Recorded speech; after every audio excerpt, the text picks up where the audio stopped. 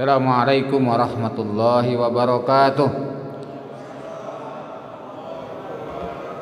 Alhamdulillah wasyukrulillah ma sya'allahu kan wa ma lam yasha' lam yakun. La haula wala quwwata illa billah. Asyhadu an la ilaha illallah wahdahu la syarikalah wa asyhadu anna Muhammadan abduhu wa rasuluh. Wassalatu wassalamu ala Rasulillah wa ala alihi wa ashabihi wa mawalah. A'udzu billahi minasyaitonir rajim. Ya ayyuhalladzina amanu taqullaha haqqa tuqatih wa la tamutunna illa wa antum muslimun. Amma ba'd. Fa inna asdaqal hadis kitabullah wa khairal hadi hadi Muhammad sallallahu alaihi wasallam wa syarrul umuri muhdatsatuhah. Hadirin jamaah Masjid Al-Fajar, para peserta, para mu'takifin wal mu'takifat ya, yang itikaf, baik muslimin muslimat yang dimuliakan Allah. Mari kita awali majelis ini dengan membaca doa menuntut ilmu. Bismillahirrahmanirrahim. Rabbi zidni ilman, Allahumma anfa'ni bima 'allamtani wa 'allimni ma yanfa'uni warzuqni ilman yanfa'uni. Amin. Beberapa hari yang lalu saya dihubungi oleh lajnah, oleh panitia di sini untuk menyampaikan kajian di malam iktikaf. Nah, saya sodorkan, saya yang tanya materinya apa, karena ini materi masalah khusus Ramadan gitu ya, karena tidak mengkaji hadis arba'in. Nah, kemudian saya kirim 12 judul ya, saya kirim 12 judul dan dipilih adalah ini, tentang berbakti pada orang tua. Maka kita ambil judul menggapai surga dengan berbakti kepada orang tua.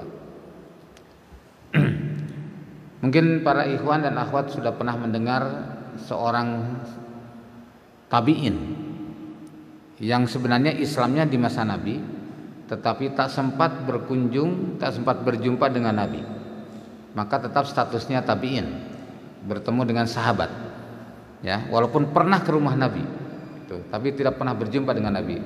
Kenal siapa namanya? Ada yang kenal? Masih ingat gak?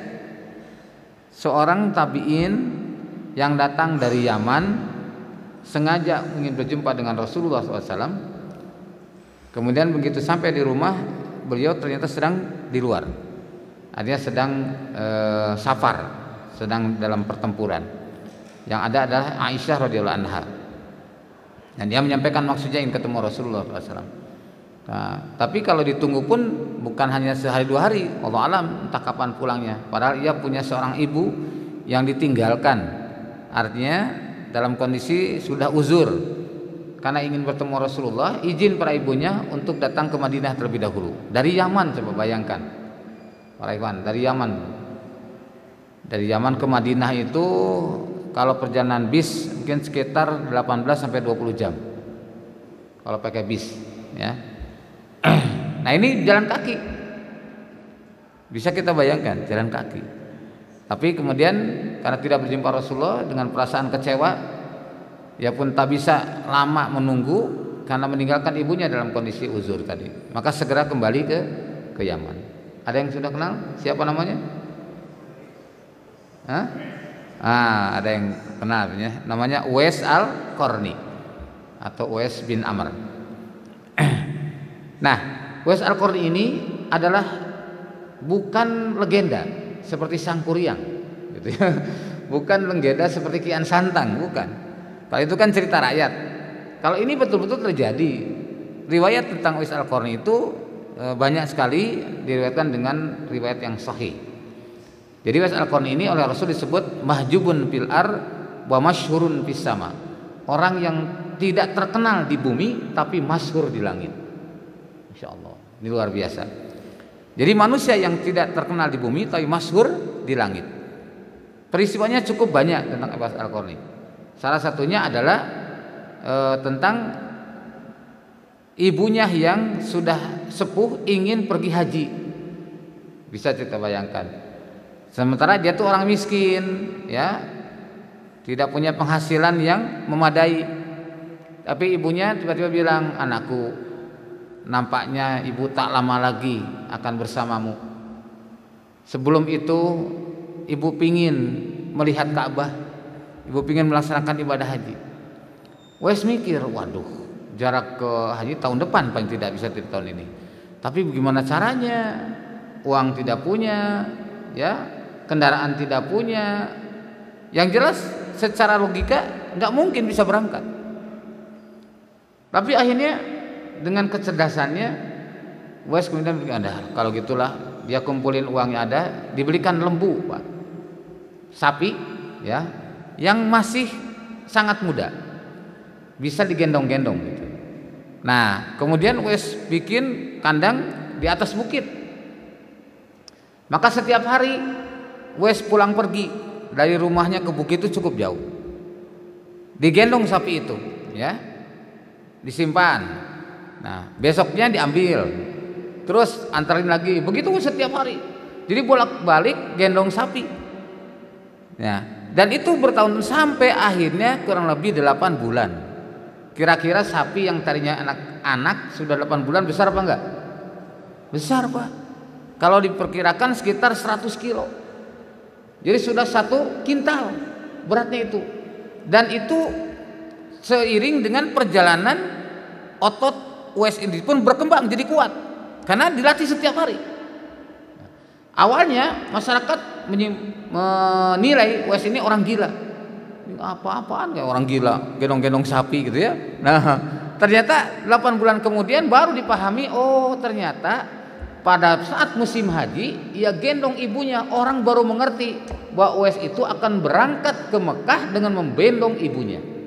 Masya Allah, coba bisa dibayangkan. Nah, gendong tuh, maka sampai terasa ya dalam keadaan lelah dan sebagainya, dia bawa perbekalan seadanya dan singkat cerita sampailah di Mekah. Nah, saat di Mekah ini, berita ini pun sampai pada Khalifah Umar, ya. Maka kemudian Umar dan Ali mencari-cari di sekitar Ka'bah. Nah, terus bertemulah dengan Uwais Al-Qarni. Ditanya, apakah engkau adalah Uwais Al-Qarni? Ditanya, apakah Uwais yang dari Murad kemudian dari Al-Qarn yang dulu pernah penyakit kusta, lalu kemudian tersisa sebesar dirham di dalam tangannya. Nah, kemudian Uwais berkata, ya benar. Terus dari mana Anda tahu tentang hal itu? Maka Umar pun menyatakan, aku mendengarnya dari Rasulullah SAW. Jadi dia dapat berita yang dari Rasulullah disebutkan bahwa akan ada seorang dari Yaman yang itu oleh Rasul disebut mahjubun fil ar wa masyhurun fis sama. Dia tidak terkenal di bumi tapi masyhur di langit. Nah, dan dia sangat bakti kepada ibunya. Maka oleh Umar itu diceritakan bahwa dia dapat berita dari Rasulullah SAW. Nah, Umar diberikan pesan oleh Rasulullah, Umar dan Ali, kalau satu saat kamu mendapatkan kesulitan, silakan minta doa kepada Uwais Al-Qarni. Masya Allah, ini disebut dengan tawasul, Pak, kepada orang yang sholih yang masih hidup, ya. Nah, maka inilah yang dilakukan oleh Umar. Tapi kata begitu disampaikan maksudnya kepada Uwais, kata Uwais, Umar, engkaulah lebih pantas untuk mendoakanku karena engkau sebagai imam yang adil, sebagai Amirul Mukminin yang adil. Nah, rupanya permintaan Umar itu hanya minta kepada Uwais, itu adalah minta diturunkannya hujan karena waktu itu paceklik cukup lama. Nah, itu banyak sekali ya berkaitan dengan Uwais Al-Qarni. Sampai puncaknya adalah Uwais Al-Qarni saat meninggal menggegerkan negeri Yaman. Karena di Yaman itu tidak begitu dikenal Uwais Al-Qarni itu. Bahkan satu saat pernah hadir di majelis taklim, Uwais Al-Qarni pakai baju kan dalam keadaan ya tidak layak lah gitu. Artinya menampakkan bahwa dia memang orang fakir, orang miskin. Nah, satu saat kemudian tidak ada, kenapa? Dicarilah kemana sih orang itu. Oh, ternyata begitu dihampiri, dia alasannya kenapa tidak datang dalam majelis taklim. Saya tidak punya selendang yang bisa menutupi pundak saya katanya. Nah, terus kemudian mau dipinjamin juga tidak mau. Ya, karena dia khawatir orang-orang akan menganggap dia cari muka katanya. Jadi sangat hati-hati. Pribadi Uwais Al-Qarni itu luar biasa. Nah, banyak sekali kalau saya ceritakan mungkin sampai jam 10 pun gak akan selesai cerita tentang Uwaisnya. Tapi intinya adalah bahwa Uwais Al-Qarni adalah seorang sosok manusia yang walaupun secara zahir dia seorang yang miskin, tidak punya jabatan apa-apa, tetapi oleh Rasulullah SAW disebut orang yang terhijab atau tidak terkenal di bumi tapi masyhur di langit. Dan doanya senantiasa dikabulkan Allah Subhanahu wa taala. Maka di masa Khalifah Umar, ketika Khalifah Umar merasakan kesulitan menghadapi paceklik yang berkepanjangan, itu karena ingat akan pesan Rasulullah, ia mendatangi Uwais Al-Qarni meminta doa agar diturunkannya hujan. Masya Allah. Baik, itulah gambarannya. Puncaknya terakhirnya Uwais Al-Qarni menggegerkan negeri Yaman karena pada saat dimakamkannya Uwais Al-Qarni, orang-orang kaget karena tiba-tiba di sekitar rumahnya itu banyak sekali yang berkunjung. Padahal selama ini tidak dikenal orang ini. Kok tiba-tiba banyak yang berkunjung, dan bahkan yang ngurusin mayatnya, mengantarkan jenazahnya, sampai semuanya rapih, begitu indah orang-orang, dan tidak dikenal.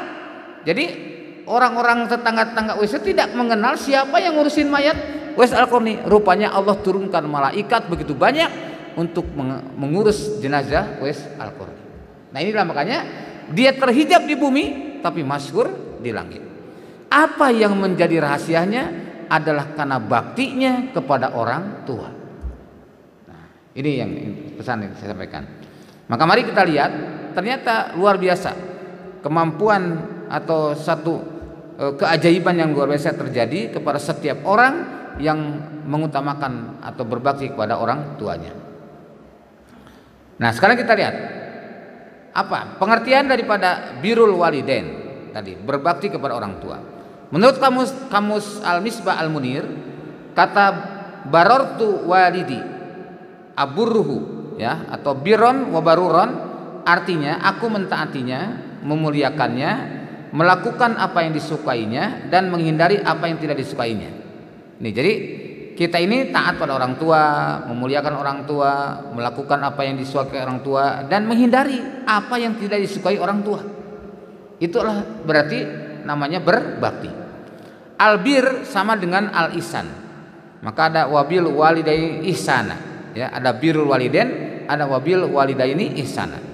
Yang berarti kebaikan yang merupakan hak kedua orang tua dan hak orang yang terdekatnya. Kebalikannya dari albir itu al-uquq, maka uququl walidain artinya durhaka kepada orang tua, ya, berarti kedurhakaan.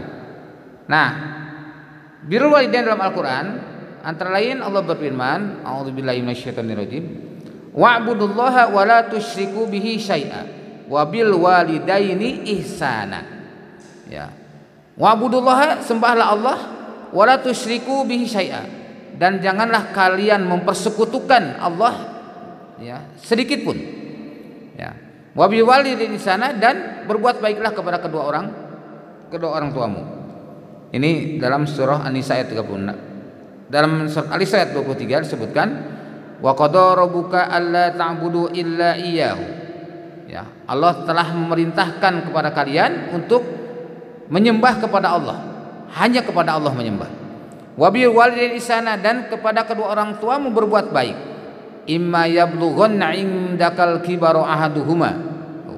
Jika salah seorang di antara keduanya, ya, salah seorang atau kedua-duanya dalam keadaan sudah renta, sudah berumur lanjut, ya, dalam pemeliharaan engkau, ya. Nah, aukilahuma ahaduhuma, salah seorang di antara keduanya, aukilahuma atau keduanya, fala taqul lahuma uf, maka janganlah kamu mengatakan uf.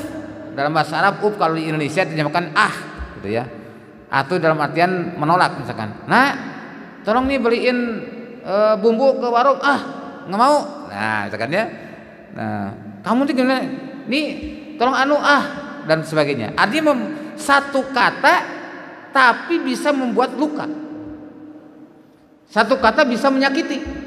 Nah, ini orang tua. Janganlah kamu membentak mereka, apalagi membentak. Ucapan pun sudah tidak boleh, apalagi sampai membentak. Dan ucapkanlah kepada mereka perkataan yang mulia. Para ikhwan akhwat, seumur hidup saya usia sekarang sudah 53 tahun, ya, sama dengan Pandang, satu kelas dengan beliau. Jadi seusia 53 tahun ini, peristiwa dalam hidup ada 2 kali pernah menyakiti atau pernah membuat ibu tersinggung. Itu sampai sekarang ingat terus. 2 kali dalam selama 50 tahun. Ini selama hidup bersama ibu sampai usia 25 tahun saya bilang. Ibu saya meninggal tahun 93, ya, saya di usia 25 tahun waktu itu. Jadi saya masih teringat. 2 kali itu, pertama waktu SMP sekali, yang kedua beberapa hari sebelum meninggal. Nah, apa masalahnya? Apakah berat? Tidak sebenarnya. Waktu SMP saya mengucapkan kalimat sesuatu berkaitan dengan makanan gitu ya. Ibu saya tersinggung. Ya, padahal tidak secara langsung kepada ibu gitu ya. Hanya ibu saya tersinggung, lalu sampai akhirnya saya nangis di pelukan di pangkuan ibu, minta maaf deh, untuk supaya dimaafkan. Nah, kedua adalah beberapa hari sebelum meninggal. Waktu itu ibu saya sedang sakit, saya merawatnya. Di suatu malam ibu saya ingin buang air besar. Saya gendong, saya simpan di pispot. Lama ditungguin, nggak keluar yang katanya. Udah tidur lagi aja, tidur lagi. Pangkuk lagi, pindahin tempat tidur. Nggak lama kemudian bilang lagi pingin BAB. Saya pangkuk lagi, pindahin ke pispot lagi. Ternyata nggak keluar dia. Itu terjadi sampai 10 kali. Coba. Kira-kira manusiawi nggak kalau kita merasa kesal? Manusiawi kan? Nah, saya waktu itu, masya Allah, ya, tiba-tiba di hati memang terasa, loh kok ini gimana sih mak? Kayak ngerjain gitu. Nah, rupanya terasa. Hanya itu saja. Ibu saya tiba-tiba bilang, Jang katanya, Ujang kesalnya ke mak gitu. Rupanya ibu saya merasakan. Waduh, saya langsung nangis, saya depan minta maaf kepada ibu. Minta maaf jangan sampai ibu tersinggung gitu. Nah, itu saja. Seumur hidup 2 peristiwa itu sampai sekarang ingat. Ya. Saya nggak bisa bayangin kok ada orang yang tega menyakiti orang tuanya. Padahal saya hanya seperti itu saja sampai sekarang ingat perasaan bersalah. Tuh, masya Allah. Ini para ikhwan.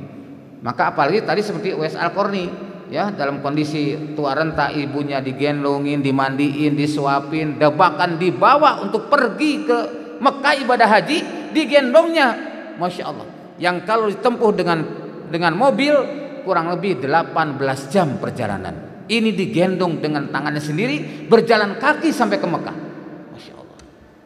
Coba tanya pada kita, adakah di antara kita yang siap melakukan itu kepada orang tua kita? Ada nggak? Di jamaah Masjid Al-Fajar kira-kira ada nggak yang sanggup membawa orang tuanya menggendong sampai ke Mekah? Masya Allah ya, luar biasa. Jangankan sampai ke Mekah lah, mudik misalkan kira-kira siap nggak menggendong? Kayaknya belum ada yang sanggup. Ini luar biasa. Nah, ini para ikhwan. Maka jangan pernah ya kita membuat terluka sedikit pun, walau hanya dengan kalimat ya. Nah, wa wasainal insana biwalidayhi husna, dan kami wajibkan kepada manusia untuk berbuat baik kepada orang tua. Wa in jahadaka litusyrika bi, dan apabila keduanya memaksamu untuk berbuat menjadikan musyrik kepadaku, ma laisa laka bi ilmun, yang kamu tidak tahu ilmunya tentang itu, fala tuti'huma, maka janganlah kamu mengikuti keduanya. Artinya, sebaik apapun kita pada orang tua, sesoleh apapun, berbakti setinggi apapun pada orang tua, kalau orang tua memaksa kita, menyuruh kita untuk berbuat syirik, maka tidak layak untuk ditaati. Fala tuti'huma, ya. Kalau di surat Luqman, wa sahibhuma fid dunya ma'rufa. Jangan kamu ikuti dua-duanya, tapi kamu tetap harus berbuat baik kepada keduanya dalam urusan dunia. Kalau dalam ayat ini, ilayya marji'ukum, ya, kepadakulah kalian akan dikembalikan. Fa unabbiukum bima kuntum ta'malun, maka kami akan memberitakan kepada kalian, mengabarkan kepada kalian dengan apa yang telah kalian lakukan. Nah, ini surah Luqman ayat ini bukan Luqman. Kalau ini surah Al-Ankabut, mohon maaf ini salah. Jadi surat Al-Ankabut ini ayat ke-7 ya, itu sama memang dengan hampir sama redaksinya dengan surat Luqman ayat ke-13. Nah, kemudian di surat Al-Ahqaf disebutkan, kami perintahkan pada manusia supaya berbuat baik kepada kedua orang tua, ibu bapaknya. Ibunya mengandungnya dengan susah payah dan melahirkannya dengan susah payah, mengandungnya sampai menyapinya dalam 30 bulan. Kalau di surat Luqman 2 tahun ya. Fi amaini, kalau di sini disebutkan adalah salasuna syahran, 30 bulan. Jadi ada yang 2 tahun, ada yang 2,5 tahun. Nah, dalam sunnah, dalam hadis disebutkan bahwa dari Abu Hurairah, Nabi radhiyallahu anhu, qala, ja'a rajulun, telah datang seorang laki-laki ila Rasulillah sallallahu alaihi wasallam, mendatangi Rasulullah sallallahu alaihi wasallam, faqala, maka ia berkata, ya Rasulullah, wahai Rasulullah, man ahaqqun nasi bi husni sahabati. Ya Rasulullah, siapa orang yang paling berhak ya aku untuk berbakti kepadanya? Siapa yang paling berhak aku lakukan perbuatan baik kepadanya? Rasul menjawab, qala ummuka, ibumu. Orang itu nanya lagi, summa man, kemudian siapa lagi? Rasul menjawab, summa ummuka, ibumu. Nanya lagi orang itu, terus siapa lagi? Dijawab lagi, ummuka, ibumu. Baru yang keempat kalinya nanya, kemudian siapa lagi Rasul? Summa abuka, kemudian bapakmu. Nah, ini bapak tidak boleh iri ya, kalau kan 3 kali lipat bandingannya dengan ibu. Jadi kalau seorang anak dipanggil oleh ayah dan ibunya dalam waktu yang sama, siapa yang harus dipenuhi duluan? Siapa? Adik-adik? Ibunya. Walaupun bapaknya yang menyekolahkan dia, walaupun bapaknya yang memberikan nafkah padanya, tapi Allah dan Rasulnya memerintahkan harus lebih mengutamakan ibunya.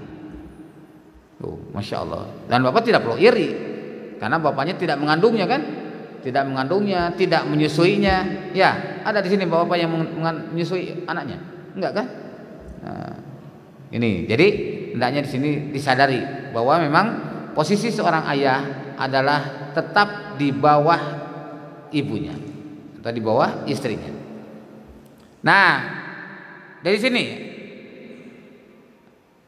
An Abi Hurairah radhiyallahu anhu, Nabi sallallahu alaihi wasallam, dari Abu Hurairah semoga Allah meridhai kepadanya, disebutkan rogima anfu summa rogima anfu summa rogima anfu.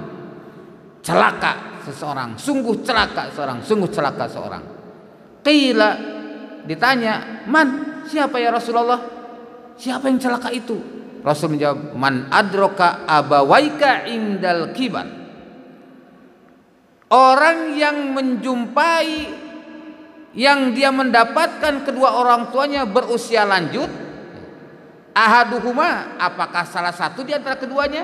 Apakah ayahnya atau ibunya? Au kilaihima, atau kedua-duanya. Tuh, kilaihima atau kedua-duanya. Dua-duanya dalam keadaan renta. Falam yadkhulil jannah, tapi tidak memasukkan dia ke dalam surga. Maksudnya adalah momentum emas ya. Momentum emas itu adalah seperti sekarang. Akhir Ramadan itu momentum emas. Maka Rasul menyampaikan dalam hadis lain, rogim an purojulin ya. Celaka seseorang yang apabila dia memasuki bulan Ramadan ya, lalu Ramadan meninggalkannya sebelum dia diampuni dosa-dosanya. Salah satunya apa? Karena dia tidak memanfaatkan momentum emas di bulan Ramadan. Momentum emas di bulan Ramadan yang paling tinggi nilainya adalah di akhir Ramadan. Karena di akhir Ramadan oleh Allah disebutkan ada satu malam yang senilai khairu min alfi syahrin, lebih baik daripada 83 tahun atau 1000 bulan. Saya yakin di sini nggak ada yang usia 83 tahun ya? Ada nggak? Nggak ada kayaknya. Bapak usia berapa Pak? 60 tuh, Bapak juga masih muda gitu. 60. 23 tahun kayaknya belum ada. Dan sulit, jarang sekali orang yang sampai usia itu. Karena umat Rasul itu antara 60 sampai 70 tahun. Ya, walaupun ada tapi jarang sekali. Nah, Allah memberikan informasi itu kepada kita. Ada momentum emas di akhir Ramadan. Kalau kita tidak mengoptimalkan amal ibadah di akhir Ramadan, maka dia berarti telah celaka. Kenapa? Telah menyia-nyiakan kesempatan emas itu. Demikian pula ketika dia mendapatkan orang tuanya sudah dalam keadaan usia lanjut, itu momentum emas untuk anak-anaknya berbakti kepada kedua orang tuanya. Kalau tidak dilakukannya, berarti dia menyia-nyiakan kesempatan masuk surga. Gitu maksudnya, ya. Jadi disebutkan oleh Rasulullah, yaitu falam yadkhulil jannah, tidak akan masukkan ke dalam surga karena dia sia-siakan kesempatan emas itu. Nah, kemudian dari Abdullah bin Mas'ud ditanya, ayul amali ahabbu ilayya Rasulullah, ayul amali ahabbu ilallah, amal apa yang paling disukai Allah Ta'ala? Qala, Nabi menjawab, as-salatu ala waktiha, salat pada waktunya, ya. Jadi bukan di luar waktu, salat pada waktunya. Pada kalimat lain, afdhalus shalah fi awali waktiha, yang paling utama salat pada awal waktu. Kemudian nanya lagi, summa ayun, terus apa lagi? Nabi menjawab, yaitu summa birrul walidain, kemudian berbakti kepada kedua orang tua. Jadi ketinggatannya setelah sholat kita tepat waktu, lalu kemudian berbakti kepada kedua orang tua. Summa ayun, kemudian apa lagi? Nabi menjawab, al jihad fi sabilillah, berjuang di jalan Allah. Seperti halnya sekarang saudara-saudara kita yang sedang menghadapi keganasan Zionis Israel. Di mana, Pak? Di Baitul Maqdis, di Masjidil Aqsa. Coba bayangkan, sedang kondisi tarawih, sedang sholat tarawih qiyam Ramadan, tidak membawa senjata apapun, tiba-tiba diserang dengan senjata. Kan sangat biadab, gitu ya. Maka kita katakan Zionis Israel laknatullah alaihim, ya, semoga Allah melaknat mereka semuanya. Ya. Maka boleh kita berdoa, Allahumma al'an ala suhyuni Israili. Ya Allah, laknatlah orang-orang Zionis Israel karena telah melakukan kebiadaban yang luar biasa. Kemudian Allahumma suril mujahidin fi Filistin. Ya Allah, selamatkanlah, tolonglah para mujahidin di Palestina. Nah, kemudian kewajiban anak saat orang tua masih hidup. Nah, apa nih? Ini alhamdulillah ada anak-anak ya. Jadi manfaatnya bukan hanya untuk orang tua tapi juga anak-anak yang hadir. Nanti sampaikan oleh kalian kepada teman-teman kalian, ya. 1. Mentaati keduanya selama tidak mendurhakai Allah. Di surat Luqman ayat ke-15. Jadi selama tidak ada perintah keburukan, maka taat itu wajib. La ta'ata fi maksiatillah, innama ta'atu fil ma'ruf. Jadi tidak ada ketaatan dalam maksiat kepada Allah, sesungguhnya taat itu kepada dalam kebaikan. Ini termasuk kepada amir, kepada pimpinan, ya, kepada imam, kepada khalifah, kepada pimpinan kaum muslimin di mana saja berada, maka ini juga berlaku. Rasul menyatakan la ta'atal fi maksiatil khaliq. Ya, tidak ada ketaatan dalam maksiat kepada khaliq. La ta'ata li makhluqin fi maksiatil khaliq. Tidak ada ketaatan bagi makhluk dalam maksiat kepada khaliq. Kemudian yang kedua, berbakti dan tawadu di hadapan orang tua. Nih, berdasarkan ayat Al-Qur'an dan hadis yang telah disebutkan tadi. Jadi kewajiban anak pertama mentaati keduanya selama tidak mendurhakai Allah. Yang kedua berbakti dan tawadu. Tawadu itulah rendah hati, jangan tanpa sopan santun kepada orang tua. Yang ketiga, merendahkan diri di hadapan orang tua. Ya. Tidak mengeraskan suara melebihi suara mereka, tidak mendahului urusan mereka, melayani mereka dengan sebaik-baiknya, ya. Nih, maka seperti halnya kisah tentang tiga pemuda yang terjebak dalam gua. Salah satunya adalah oleh Allah diberikan pertolongan karena mengutamakan orang tuanya. Jadi singkat cerita, salah satu di antara tiga ini itu adalah dia pulang kemalaman, padahal biasanya ia bawa susu itu untuk orang tuanya dulu, baru dikasihkan istri dan anaknya. Satu ketika karena terlambat perjalanan, orang tuanya sudah tidur, maka ditungguinya sampai waktu fajar. Walaupun anak dan istrinya merengek minta susu itu, ia tidak diberikannya. Pokoknya tidak boleh ada yang mendahului orang tuaku. Masya Allah, ini Pak, karena baktinya pada orang tua ya, maka dipertahankan oleh suami itu. Sampailah waktu fajar menyingsing, kemudian orang tuanya bangun, diminumkan, dan baru setelah itu ia berikan pada istri dan anaknya. Coba tanya kepada kita, kira-kira kita seperti itu apa tidak? Hah? Kita seperti itu enggak? Kadang-kadang kita malah kebalikan ya. Kadang-kadang istrinya malah lebih mendominasi daripada orang tuanya. Bahkan kadang-kadang, Mas katanya, istrimu itu siapa sih? Aku apa dia sih? Katanya. Sampai begitu. Istrinya nih, ini istri durhaka ini. Ya, mohon maaf saya bilang istri durhaka. Istri durhaka tidak tahu hak dan kewajiban. Bahwa seorang istri itu setelah menikah menjadi hak suaminya. Tapi seorang anak laki-laki walaupun sudah menikah, dia tetap wajib berbakti pada orang tuanya. Nih, jadi harus tahu. Maka kalau seorang istri sudah jadi posisi istri, seorang istri yang solihah, dia akan membantu suaminya untuk berbakti pada orang tuanya, tidak akan menghalangi. Tapi seorang istri yang durhaka akan berusaha merebut cinta orang tuanya kepada dirinya, supaya tidak lagi peduli kepada orang tuanya. Betul tidak? Anda nggak di sini? Ya, mudah-mudahan muslimat di sini pada solihah semua ya. Ya, lebih mengutamakan tadi, jangan sampai suaminya menjadi durhaka kepada orang tuanya karena tindakan istrinya. Nah, ini bahaya ini. Ini yang harus dipahami para ikhwan. Kemudian yang keempat, berbicara dengan lembut di hadapan mereka. Fala taqul lahu ma'uf. Nah, ini perintah tadi.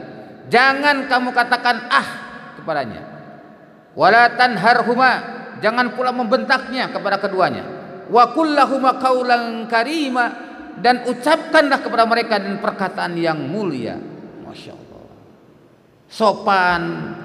Sopan, santun, menyejukkan ya. Tidak ada yang lebih pantas untuk diperlakukan seperti itu selain orang tuanya. Masya Allah. Kemudian yang kelima, menyediakan makanan untuk mereka. Sudah selayaknya lebih mendahulukan makanan mereka daripada diri kita sendiri, bahkan daripada anak dan istrinya. Sampai satu ketika Zainal Abidin itu adalah cicit dari sahabat Ali bin Abi Thalib. Itu diceritakan dalam kisahnya, tidak pernah mau satu nampan dengan ibunya. Jadi kalau makan tuh dia tetap memperhatikan ibunya dulu, mendahulukan. Nggak mau dia ikut campur. Kenapa? Hanya khawatir, karena khawatir ada satu biji makanan yang aku makan padahal diinginkan oleh ibuku. Itu berarti menyakiti hati ibuku. Masya Allah, coba Pak. Sampai seperti itu. Saya hanya tidak mau ada makanan yang kuambil padahal itu diinginkan oleh ibuku. Maka saya tidak berani makan satu nampan dengannya. Masya Allah. Luar biasa Pak. Ini betapa indahnya mereka. Ini yang kadang-kadang kita lupa. Karena budaya begitu deras menggiling pikiran kita, menggerus keyakinan kita. Akhirnya seringkali kita tidak memuliakan orang tua kita. Dan ini akan jadi sebuah penyesalan ketika mereka sudah tiada. Jujur saya sendiri, alhamdulillah ya, saya berusaha optimal berbakti pada orang tua. Tapi tetap perasaan tidak puas itu ada. Ya, perasaan tidak puas ada, walaupun pada saat akhir hayatnya sampai saya mengantarkan ibu dengan kalimah thayyibah la ilaha illallah, itu saya merasakan bahagia. Tapi perasaan tidak puas itu ada, bahwa saya tidak maksimal membahagiakan orang tua. Ada. Kenapa dulu tidak begini? Kalau misalkan saya ngasih sekian, kenapa saya tidak ngasih lebih dari itu? Ada perasaan itu Pak. Masya Allah. Nah ini mari kita sama-sama renungkan. Kemudian yang keenam, meminta izin kepada mereka sebelum berjihad dan pergi untuk urusan lainnya. Nah ini, jadi berjihad itu adalah tadi dirwatu sanamihi, puncak dari segala amal. Tapi ketika urusan berhadapan dengan orang tua, tetap harus minta izin kepadanya. Nah, ini dikisahkan dalam hadis. Seorang laki-laki datang menghadap Rasulullah SAW dan bertanya, "Ya Rasulullah, apakah boleh aku ikut berjihad?" Beliau balik bertanya, "Apakah kamu masih mempunyai kedua orang tuamu?" Lelaki itu menjawab, "Masih ya Rasulullah." Beliau bersabda, "Berjihadlah dengan cara berbakti kepada keduanya." Masya Allah. Kemudian seorang laki-laki lagi mendatangi Rasulullah. Ia berkata, "Aku datang membaiatmu untuk hijrah dan aku tinggalkan kedua orang tuaku menangisi kepergianku." Kemudian Nabi bersabda, "Irji alaihima fadhikhuma kama abkaitahuma." Pulanglah dan buat mereka tertawa sebagaimana kamu telah membuat mereka menangis. Jadi ini kisah terjadi pada saudara saya sendiri, Pak. Ketika peristiwa Ambon, ya, belum lama kan, tahun 99.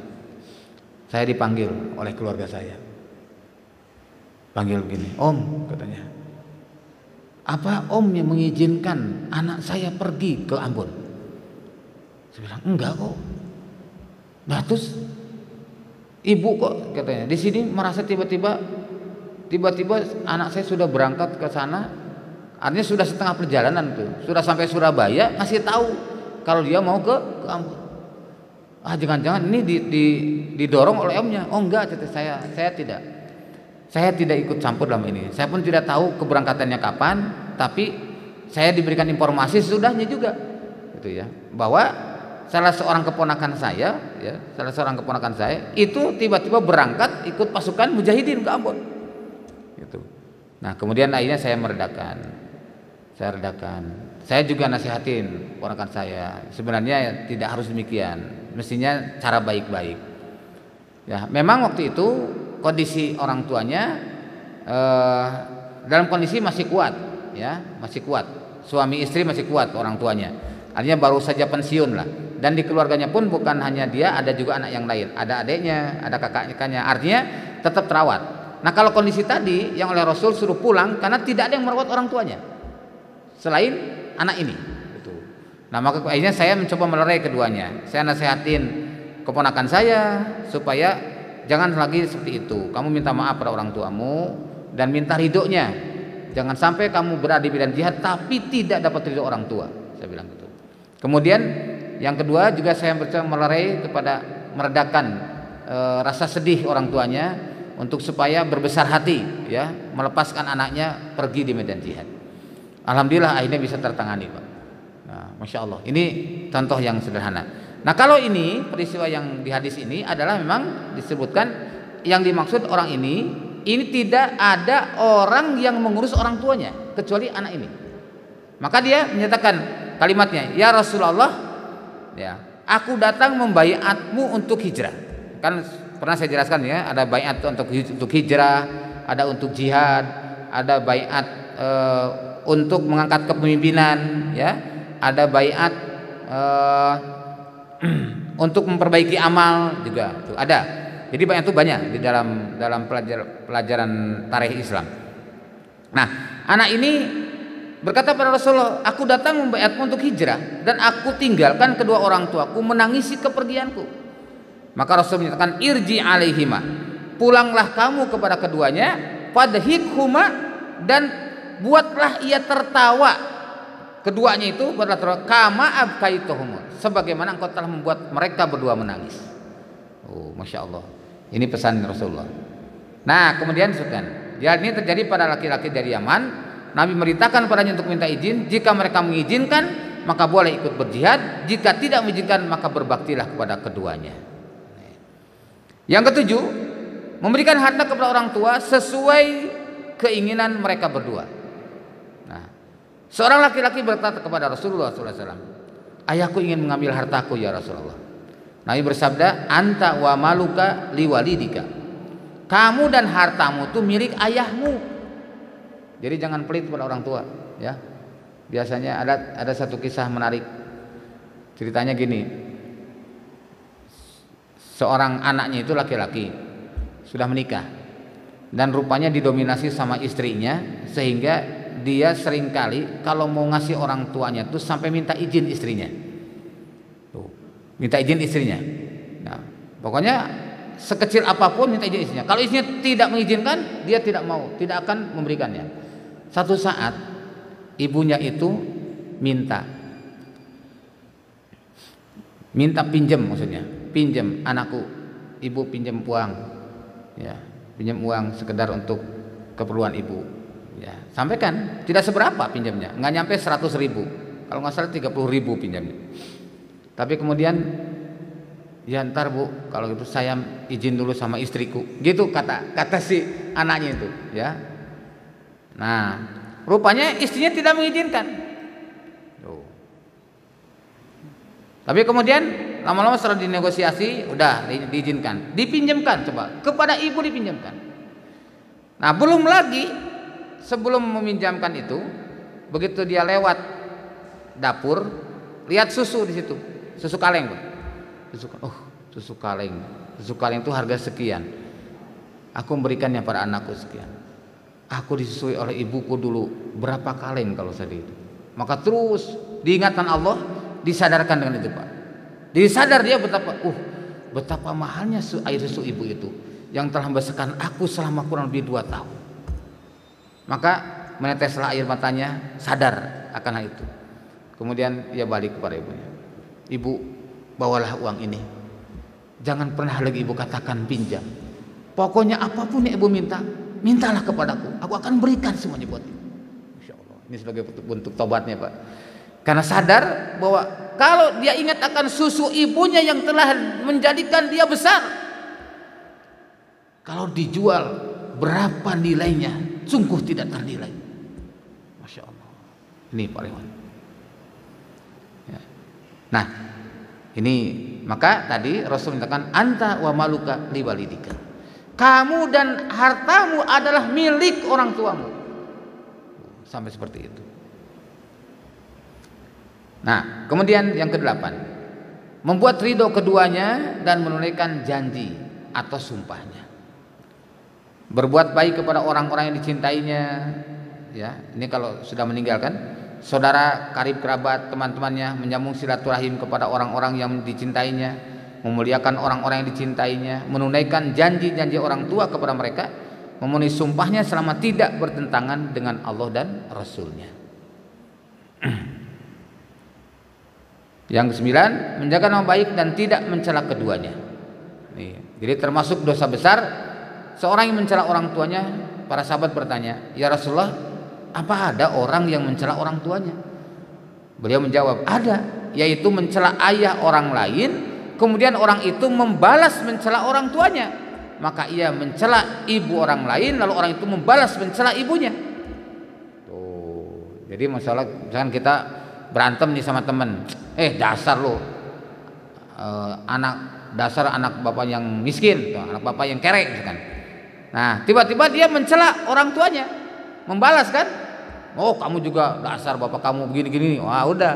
Nah itu hanya sama kita berarti mencela orang tua kita sendiri, karena datangnya celaan itu akibat dari kita mencela orang tua mereka. Nah ini hati-hati ya. Nah sekarang lihat kewajiban orang tua setelah meninggal. Pertama, merawat jenazahnya sesuai sunnah, memandikan, mengkafani, mensolatkan, dan menguburkan. Alangkah indahnya kalau ketika orang tuanya meninggal, si anak itulah yang merawat semuanya, merawatnya, memandikannya, mengkafaninya, menguburkannya, dan bahkan mengimami sholatnya, mengimami sholat jenazahnya adalah anaknya sendiri. Inilah saya sudah pesan kepada anak saya, dua-duanya sebenarnya.